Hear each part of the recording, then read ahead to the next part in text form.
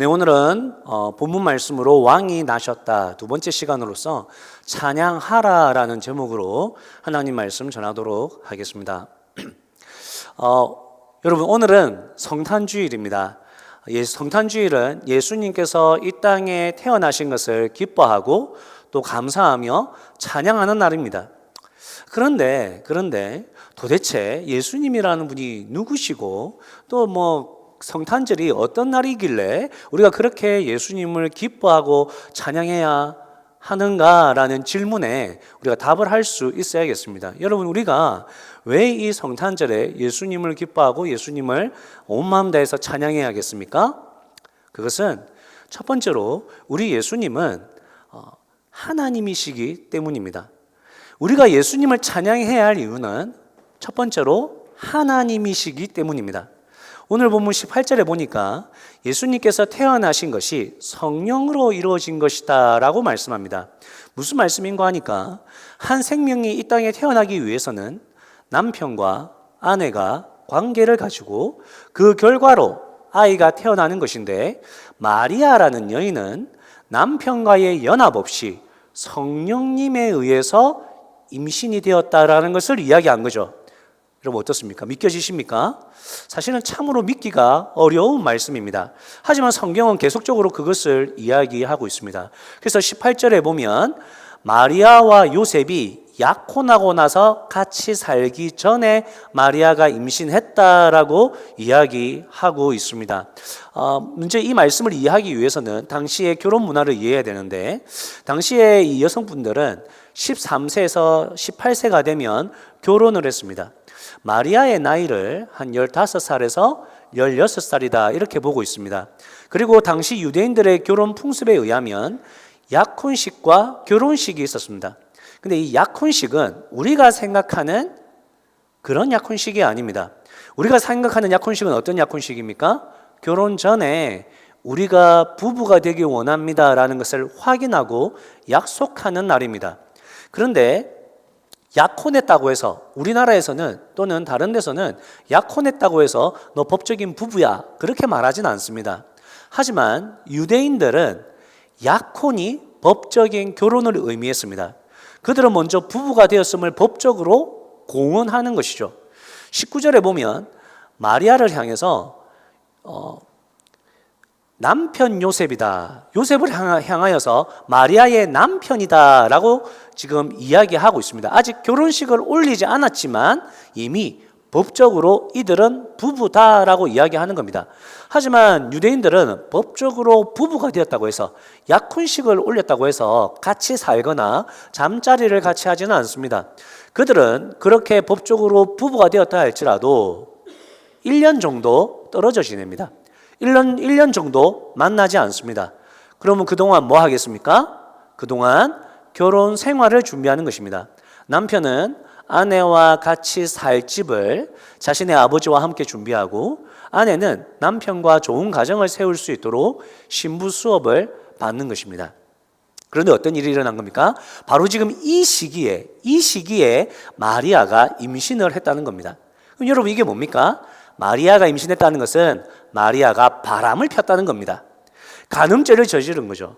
사실 마리아의 이런 죄는 신명기 22장 20절에 의하면 유대인들은 돌을 던져서 사형을 시키는 죄에 해당했습니다. 왜냐하면 이런 죄는 가정을 깨뜨리고 또 유대 공동체, 이스라엘 공동체를 무너뜨리는 아주 음탕한 죄였기 때문에 무겁게 다루어질 수밖에 없는 것이죠. 그런데 마리아의 임신 사실을 요셉이 알게 된 겁니다. 요셉이 어떻게 알았는가? 사실 그것도 알기가 어렵습니다. 그런데 아마 요셉이 18절 말씀에 마리아가 임신한 사실이 드러났다라는 것을 보면 요셉이 소문으로 알게 된 것인지, 어쩌면 아니면 마리아가 믿는 어떤 절친한 분이 와가지고 마리아가 임신을 했는데 그건 성령님 물을 잉태한 거야, 천사가 나타나서 말해준 거야 라고 이야기해줘서 알게 됐는지 모르지만 요셉이 알게 된 거죠. 그런데 제가 개인적으로 생각할 때는 아마 지인이 요셉에게 와서 마리아의 임신 소식을 알려주었던 것으로 보입니다. 아마 요셉도 마리아가 바람을 필 사람이다 이렇게 생각하지는 않았던 것입니다. 그러면 어떻게 마리아가 임신했는가? 뭐 사람들이 지인이 와가지고 마리아가 천사를 만났어. 천사가 이런 말을 하고 저런 말을 하면서 임신이 된 거래. 사실 그게 믿겨지겠습니까? 믿겨지지 않는 거죠. 그러니까 요셉은 지금 어떤 상황입니까? 너무나 혼란스럽고 어찌할 바를 모르는 상황입니다. 그래서 그는 어떻게 하려 합니까? 조용히 파혼을 해야겠다 이렇게 생각을 한 거죠. 이것은 사실 요셉의 배려입니다. 파혼을 하겠다는 것은 사실 요셉도 약혼을 했지만 법적인 결혼이기 때문에 파혼을 하면 뭐가 되는 겁니까? 이혼이 되는 거죠. 이혼이 되면 그 당시에는 자기 인생에 빨간 줄이 끄이는 겁니다. 여러분, 빨간 줄이 끄는다는 게 뭐죠? 자기 인생에 범죄 기록이 남는다는 거예요. 요셉 입장에서는 억울한 거죠. 마리아 때문에 자기 인생에 빨간 줄이 생기는 것인데 얼마나 억울합니까? 하지만 굳이 마리아 때문이라고 소문내지 않고 조용히 처리하면서 마리아의 허물을 이렇게 덮어주려고 했습니다. 그리고 25절에서도 요셉이 꿈에서 천사를 만나고 난 후에 그는 마리아가 예수님을 낳을 때까지 마리아와 잠자리를 하지 않았다라고 말씀하고 있습니다. 제가 지금 여기서 계속적으로 이야기하는 게 뭡니까? 마리아는 남자와 잠자리를 하지 않았다는 것입니다. 우리가 19절, 25절 말씀에서 알 수 있는 것은 물론 요셉의 배려, 요셉의 사랑, 요셉의 절제 이런 것도 참 중요하지만 그것보다 예수님이 마리아의 몸을 통해서 이 땅에 오셨지만 그것이 사람을 통해서 된 것이 아니라 성령 하나님을 통해서 된 것이라는 것을 성경이 강조하고 있다는 것입니다. 여러분, 우리는 예수님께서 성령님에 의해 잉태되었다는 사실을 증명할 수 있습니까? 없습니까? 증명할 수 없습니다. 하나님이 세상을 창조하셨어. 예수님이 죽음을 이겨내고 부활하셨어. 그런 메시지와 같이 예수님이 성령으로 잉태하셨다는 것은 사실 어떤 문제입니까? 믿음의 문제입니다. 믿음의 문제라 함은 여러분에게 이 말씀이 믿겨지든지 이상하게 믿겨지네 이렇게 되든지 아니면 내가 믿기로 결단하는 것이죠. 그래서 이 자리에서 여러분들에게 예수님이 성령으로 잉태되셨음을 증명할 수 없습니다. 그리고 증명하려 하지 않을 것입니다. 대신에 우리가 생각해야 할 것은 무엇입니까? 예수님은 그럼 요셉의 씨로 오면 안 되는 거였나? 예수님이 요셉의 씨로 태어나면 안 되는 거였나? 하는 것입니다. 여러분, 안 되는 겁니까? 요셉과 마리아가 정상적인 부부 관계를 가져서 예수님이 땅에 오시면 안 되는 겁니까? 생각해보면 마리아와 요셉이 정상적인 부부 관계를 했고 그래서 아들이 태어났다면 그 사람은 누굽니까? 인간이죠. 여러분, 인간은 모두 죄인입니다. 죄 없는 사람은 없습니다. 죄 있는 사람이 어떻게 죄 있는 사람을 용서해주고 그를 대신하여 죽을 수 있습니까? 그러니까 예수님이 인간으로 오시는 것은 옳지 않은 거죠. 오실 이유가 없는 거죠. 인간은 죄인이기 때문입니다. 그럼 죄가 없는 분은 누굽니까? 하나님뿐이죠. 그래서 우리 예수님이 성령으로 태어나실 수밖에 없었던 거죠. 성령으로 태어나셨다는 말이 그럼 뭡니까? 하나님으로서 이 땅에 오셨다는 것입니다. 왜냐하면 죄 없는 분은 하나님밖에 없기 때문입니다. 그럼 죄 없는 하나님께서 왜 그럼 특별히 인간의 몸을 입고 이 땅에 오셨습니까? 하나님으로 그냥 이 땅에 뚝 떨어지면 되는 거 아닙니까? 왜 인간 100%, 하나님 100%의 모습으로 이 땅에 태어나셨습니까? 이것을 칼빈 목사님은 이렇게 이야기합니다. 여러분 앞에 보이시면 우리 한번 중요한 거니까 읽어볼까요? 시작. 예수 그리스도의 역할은 죽음을 정복하고 지옥의 상속자들을 천국의 상속자들로 만드는 것이었다. 만약 예수 그리스도께서 하나님이기만 하셨다면 인간을 대신하여 경험해야 할 죽음의 고통을 느낄 수 없었을 것이다. 그리고 예수 그리스도께서 사람으로만 태어나셨다면 죽음을 정복할 수 없었을 것이다. 예수 그리스도는 100% 인간이셨으며 100% 하나님이셔서 그의 인성으로 자신의 죽음을 내어주셨고 그의 신성으로 죽음을 정복하셨던 것이다. 여러분 무슨 말씀인지 이해가 되십니까? 예수님께서 성령으로 잉태될 수밖에 없었던 것은 예수님은 죄 없으신 하나님이셨기 때문입니다. 예수님은 하나님이시기 때문에 죄와 사망을 이기실 수 있는 것입니다. 죄와 사망을 이기신 예수님은 하나님이시기 때문에 우리에게 영원한 빛, 영원한 생명, 영원한 평화, 영원한 희망을 주실 수 있는 것입니다. 예수님은 하나님이시기 때문에 우리에게 완전한 사랑을 주실 수 있다고 말씀하는 것이죠. 그래서 우리 예수님은 찬양 받으시기에 합당하신 하나님입니다. 그것을 성령으로 잉태되었다라고 말씀하는 것이죠. 여러분, 원하옵기는 우리 모두 하나님이신 예수님을 믿으심으로 영원한 생명과 빛과 평화를 얻으시고 예수님을 하나님으로 진정으로 찬양할 수 있기를 주님의 이름으로 축복합니다. 두 번째로 우리가 예수님을 정말 온 힘을 다해서 찬양해야 할 이유가 무엇입니까? 예수님은 우리의 구원자이자 임마누엘 되시기 때문입니다. 예수님은 우리의 구원자이자 임마누엘 되십니다. 요셉은 마리아에 대한 생각을 정리했습니다. 요셉은 어떤 이유에서인지는 정확히 모르지만 어쨌든 임신한 여인과는 결혼 생활을 할 수 없었습니다. 그래서 마리아의 임신 사실을 드러내지 않고 조용히 이혼하기로 마음을 먹은 것이죠. 그렇게 마음을 먹은 어느 날 요셉이 잠을 자다가 꿈에 천사를 만났습니다. 천사가 요셉에게 이야기를 하죠. 다윗의 자손 요셉아, 두려워하지 마라. 마리아가 임신한 것은 성령으로 잉태된 것이다. 네 아내로 맞아들여라. 마리아가 바람핀 거 아니야. 그리고 아이를 낳으면 그 이름을 예수라고 지어라. 그 뜻은 그가 자기 백성을 그들의 죄에서 구원하신다는 뜻이다. 네가 겪는 이 일은 하나님께서 예언자들을 통해서 이미 약속하신 것이다. 이사야 말씀에 보면 보아라, 동정녀 즉 처녀가 잉태하여 아이를 낳을 것인데 그 이름은 임마누엘이다. 그 말씀이 바로 지금 여기서 성취되는 거야 라고 천사가 알려줍니다. 여러분, 이 말씀을 좀 더 이해하기 위해서 우리가 이사야 7장으로 한번 가보면 이사야 7장의 배경은 유대 나라 이스라엘이 다른 나라로부터 공격을 받게 됩니다. 그게 이제 북이스라엘과 시리아 군대가 연합해서 유대 땅에 이제 쳐들어온 거죠. 그때 왕이 아하스라는 왕이었습니다. 왕의 마음이 어떻겠습니까?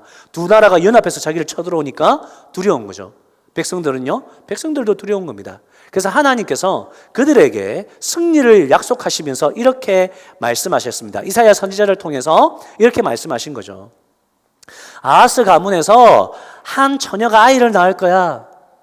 그 아이가 성장하기 전에 이 연합군대가 패배하고 너희가 승리할 거야 라고 이야기하셨습니다. 그게 뭡니까? 이 아이의 탄생은 하나의 사인인 거죠. 그 이야기를 한 겁니다. 그러니까 아하스 왕은 그 말씀을 들으면서 그 아이가 태어나는 것이 우리가 승리한다는 사인이구나, 우리나라가 구원을 얻겠구나 라고 말씀을 이해했던 겁니다. 그런데 마태복음을 지은 마태는 그것이 그 당시에는 그렇게 해석되었지만 궁극적으로는 뭐다? 우리를 구원하시는 예수 그리스도를 두고 한 말이다 라는 거죠. 그 예수 그리스도가 그래서 누구다? 임마누엘이다 라고 이야기하는 것입니다. 여러분, 그래서 임마누엘의 이름은 누가 가져야 됩니까? 예수님이 가지시는 거죠. 여러분, 예수님이 임마누엘이십니다. 임마누엘의 뜻이 뭐라고 합니까? 하나님께서 우리와 함께 하신다. 여러분, 하나님께서 여러분과 함께 하십니까? 아멘. 여러분, 하나님께서 어떻게 여러분과 함께 하십니까? 이 이야기를 하기 전에 먼저 우리가 하나님하고 지금 막 예수님 나오고 막 성령님 나오고 헷갈리시는데, 여러분, 우리가 보통 하나님 이렇게 하면 보통 우리가 누구를 이야기하는 겁니까? 보통은 삼위일체 하나님을 이야기하는 것입니다. 그런데 그 중에서 특별히 한 분만 골라라 하면 어떤 하나님? 성부 하나님을 이야기하는 거죠. 성부 하나님이 우리와 함께 하실 수 있습니까? 없습니까? 함께 하실 수 없습니다. 왜요? 인간은 죄인이기 때문입니다. 하나님은 죄가 없으신 거룩하신 분이시기 때문에 죄인인 인간은 하나님께 나아갈 수 없습니다. 하나님을 만날 수 없습니다. 하나님과 함께 할 수 없습니다. 그러니 어떤 일이 생깁니까? 하나님을 만나야 죄의 문제가 해결되고, 하나님을 만나야 인생의 문제가 해결되고, 인간들은 하나님을 만나야 나의 존재가 온전해질 수 있는데, 인간들은 죄를 범함으로 하나님께 나아갈 수 없으니까 하나님께서 창조하셨을 때 주셨던 인간의 그 영광스러움, 그 존귀함, 그 기쁨, 그 창조 목적들을 상실한 채 살아갈 수밖에 없는 거죠. 그런데 그런 문제를 예수님께서 이 땅에 오셔서 인간을 대신하여 십자가를 지심으로 죄의 문제를 해결하셨고, 그 사실을 믿는 자마다 누가 됩니까? 하나님의 자녀가 되는 권세를 얻는 거죠. 하나님의 자녀가 된 우리는 드디어 하나님께서 인간에게 부여하신 그 영광과 존재 가치와 삶의 목적들을 온전히 누리게 된 것입니다. 그래서 우리가 죄의 문제가 예수님 때문에 해결되어서 우리가 하나님을 만날 수 있고 하나님과 함께 할 수 있는 것이죠. 그래서 우리 예수님이 임마누엘이다라고 이야기를 하는 겁니다. 이것을 로마서 5장에서는 이렇게 이야기합니다. 우리 함께 읽어보겠습니다. 시작. 그러나 우리가 아직 죄인 되었을 때 그리스도께서 우리를 위하여 죽으셨습니다. 이리하여 하나님께서는 우리들에 대한 자기의 사랑을 실증하셨습니다. 실증하셨다는 것은 실제 증명하셨다는 거죠. 9절입니다. 시작. 그러므로 지금 우리가 그리스도의 피로 의롭게 되었으니 그리스도로 말미암아 하나님의 진노에서 구원을 얻으리라는 것은 더욱 확실합니다. 10절입니다. 시작. 우리가 하나님의 원수일 때에도 하나님의 아들의 죽으심으로 말미암아 하나님과 화해하게 되었다면 화해한 우리가 하나님의 생명으로 구원을 얻으리라는 것은 더욱더 확실한 일입니다. 예수님 때문에 우리가 어떻게 되었습니까? 하나님의 사랑받는 자녀가 되었습니다. 예수님 때문에 우리가 어떻게 되었습니까? 죄를 미워하시는 하나님의 진노에서 우리가 벗어나게 되었습니다. 구원을 얻은 거죠. 예수님 때문에 우리가 어떻게 되었습니까? 거룩하신 하나님과 화목하게 되었습니다. 예수님 때문에 하나님과 화목했기 때문에 하나님과 함께 할 수 있는 거죠. 이것이 우리가 예수님을 찬양해야 할 이유가 되는 것입니다.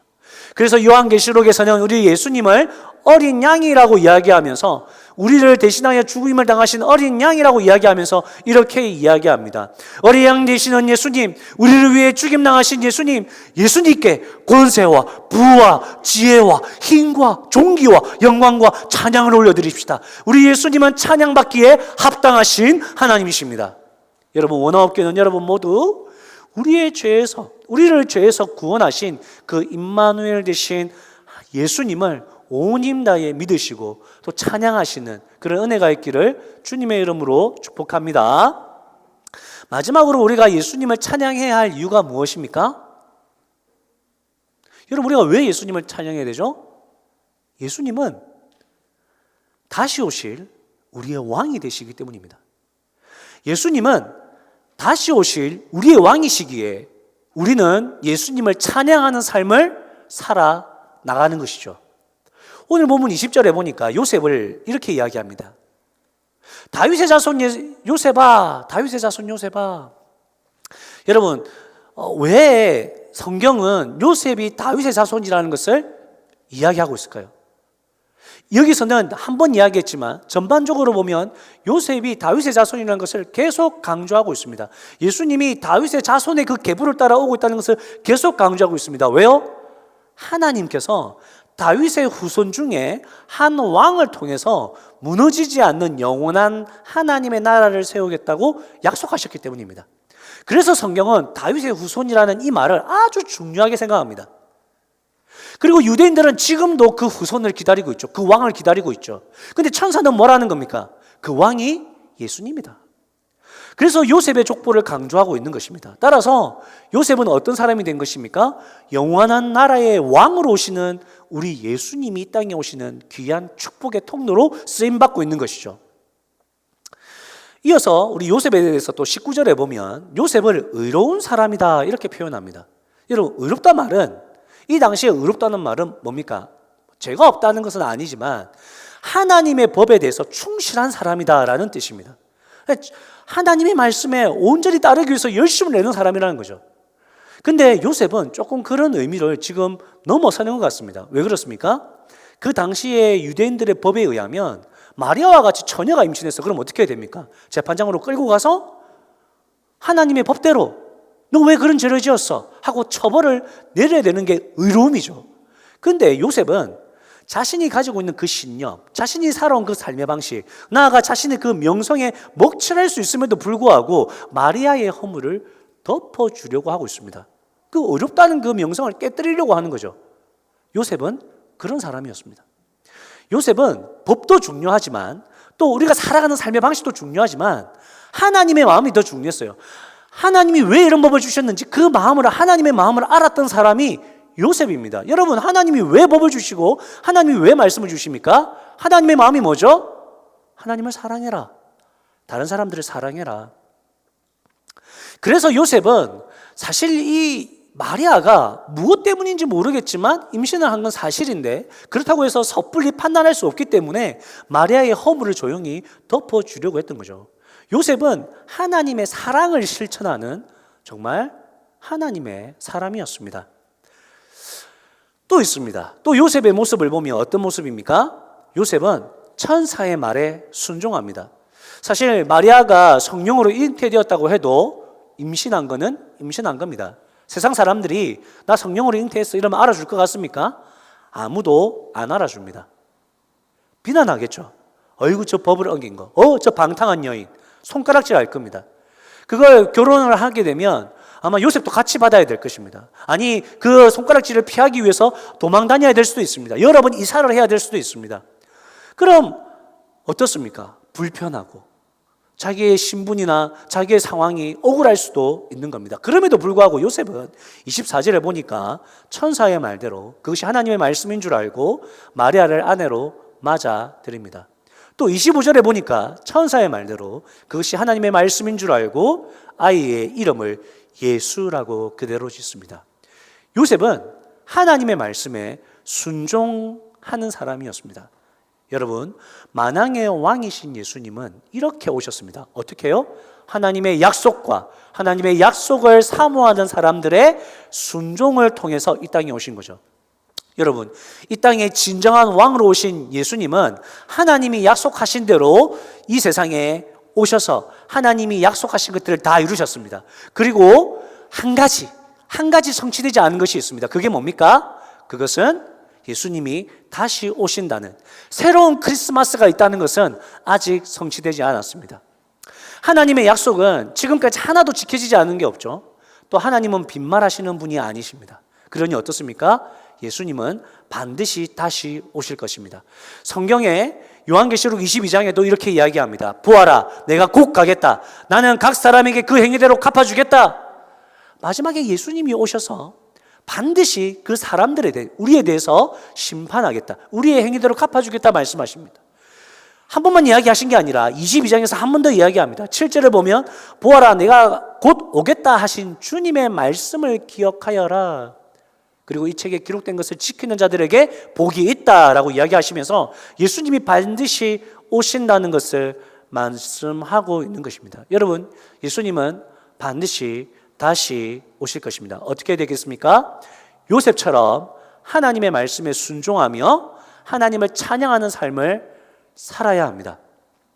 우리가 이웃을 사랑하고 하나님을 사랑하는 그 순종의 삶, 그것이 하나님을 찬양하는 삶입니다.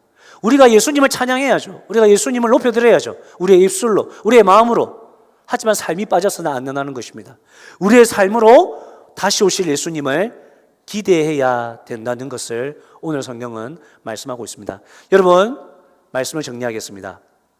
우리 이번 크리스마스 때 물론 우리가 정말 우리끼리 서로 선물을 주고받고 나누고 축하하고 축복하는 거 중요합니다. 그러나 정말 여러분, 우리 예수님께 합당한 정말 찬양과 경배를 올리드리고자 하는 그 마음이 회복되길 원합니다. 우리의 삶에 예수님이 누구신가?